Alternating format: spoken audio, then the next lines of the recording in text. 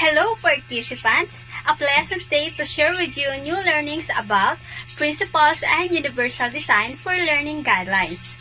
By the way, I'm Miss Betache, one of your presenters for today.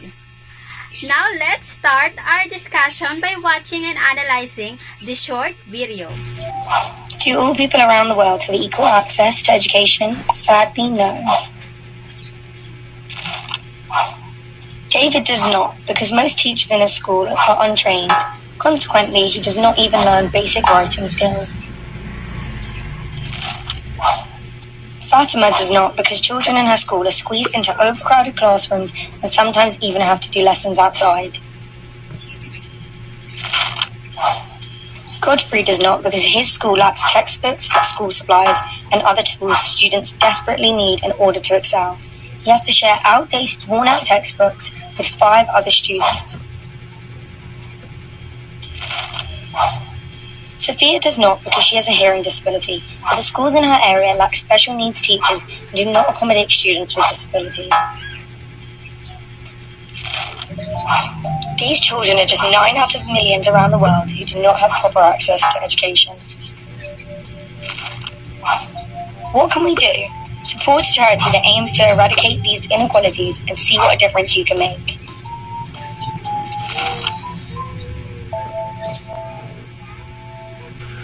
So based on the video, these are the common problems faced by all different learners. So in other words, this becomes a barrier to all learners to be successful in life. So later, we will know the good method that has been developed to stop it. So these are the learning objectives for our topic. After this program, you are expected to first define the universal design for learning guidelines and identify the different principles of universal design for learning guidelines and provide example scenario of universal design for learning guidelines and apply the use of universal design for learning guidelines, and lastly, appreciate the importance of universal design for learning guidelines. So now let's define first what is universal design for learning. So UDL is an educational framework created by Dr. David Rose and Dr. Ann Meyer, the two researchers from the Harvard University. The ideas started in 1984 when the Corporated of Center for Applied Special Technology, or CAS Incorporated for short. The main ideal of UDL is create an approach for teaching and learning that will give equal opportunity to all kinds of learners to succeed. And here's the goal of universal design for learning. So the goal of UDL is to improve and optimize teaching and learning for all people by using a variety of teaching methods to remove any barriers to learning, making all learners an expert learners. So now you can see that this is the opposite, since UDL is about creating a flexible design for learning that can be adjusted according to students' needs. And also, UDL the design of learning experiences to proactively meet the needs of all learners. When you use UDL, you assume that barriers to learning are in the design of the environment, not in the student. So why use universal design for learning? That's because UDL is a powerful approach. Just like from the very start of your lesson, it helps you to anticipate and plan for all your learners. It can help you to make sure that the greatest range of students can access and also engage in learning, not just a certain students. So you don't need specific tools or technologies to follow UDL's principles either. So instead, your students choose from the tools and resources that you already have. So they might choose them in different ways. And now that you know what is UDL is and its goal and why we need to use it, it is the perfect time to tackle the three main principles of universal design for learning guidelines. So for our first principle, it is engagement. So the why in learning. The teacher are encouraged to use different methodologies to motivate learners and sustain their interests. So for example, the teacher may lead the students to make their own choices or give assignments that are relevant to their life or create different opportunities for learners to get up and move around, because it guides the design of learning environments that are safe and relevant and support students' motivation and resilience. And for the second principle, it is the representation. So the what in learning. So here the teacher encouraged to present information in variety of formats. It may be in the form of text or images, video, or audio. So, or practical activities. So here, the teacher may play a video or an audio which could be as simple as saying the written direction out loud. Or the teacher may use images or any other visual aids known that representation or making information is available in multiple formats. It is very important because learners differ in perception and understanding concepts depending on how the information is presented to them. And the third principle, it is the action and expression. So the how in learning. So here, the teacher must provide multiple opportunities for the student to express their knowledge in the most interesting way. So the most common form of this is pencil and paper test, or a given report or project, or making video or comic strips, or poster presentation, or a graphic organizer. So what does UDL look like? So universal design can be found just about anywhere you look, both inside and outside of the school. So like the curb cuts, it's changed sidewalk so that they are accessible to the greatest range of users, including people who use wheelchairs. And also the closed captions to make television accessible to people who are deaf or who have hearing loss, as well as people at gym or spouses who can agree whether or not to keep the TV on at night. So no two forms of universal design are the same. So now, I want to share an example scenario of UDL inside the classroom. Imagine this. Your students are going to write an essay on the stages of butterfly metamorphosis. Some students have seen butterflies grow through the different stages at a local science museum. So these students are excited to share what they know. But other students don't know anything about butterflies. So they are nervous about writing on this topic. And some students don't like to write. They dread this activity from the moment you say essay.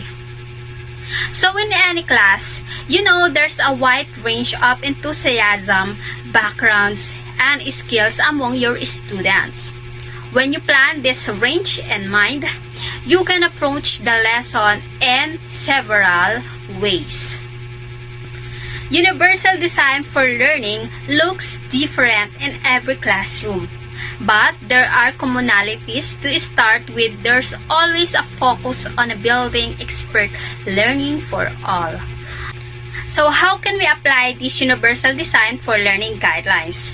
So here are the example and strategies that we can do inside the classroom. First is know your students' strengths and barriers. So all students are unique, and the way they learn best can be as individual as a fingerprint. Some students learn their best by reading and working independently, while others excel by watching videos and working as a group. So the goal is to understand their strengths and barriers and to use that when designing a lesson. And the second one is use digital materials when possible. Although things are changing, I find that many classrooms still use a paper-based materials. Though I'm not opposed to paper, I'm still buy real books in the National Bookstore. But digital materials can make implementing a UDL in the classroom much easier. So with digital content, you can increase the font size and easily look at the definitions and use the text-to-speech to read the text aloud. And link out to more detailed informations on almost any topic imaginable. So this is the particularly useful for students needing a dyslexia-friendly or reading tools or the translation.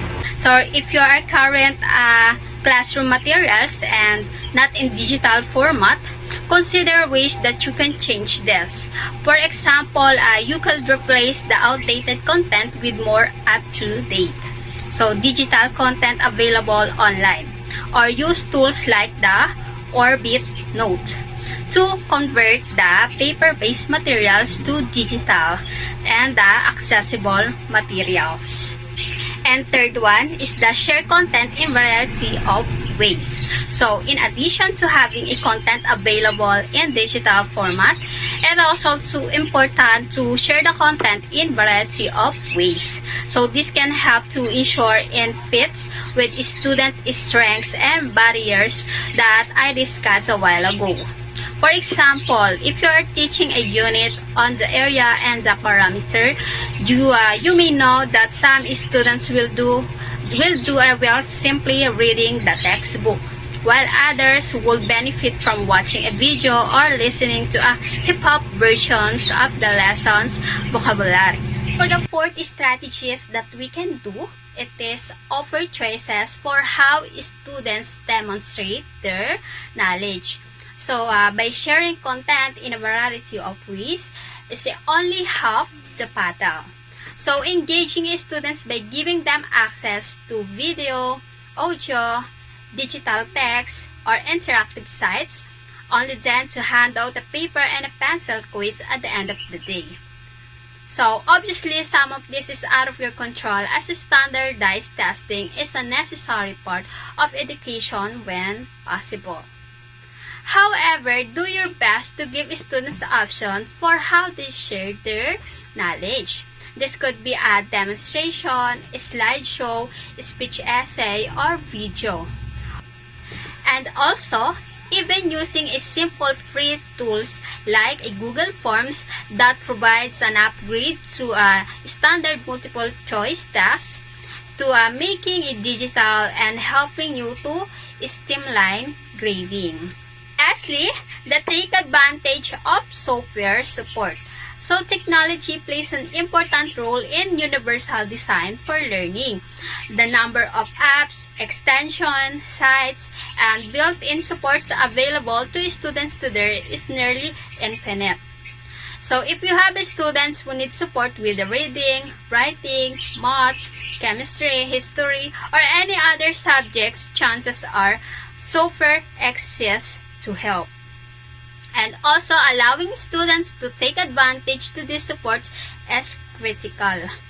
Not only does it give them the ability to succeed independently, but also both inside and outside of the classroom, and frees up your valuable time to help even more the students. So for our generalization,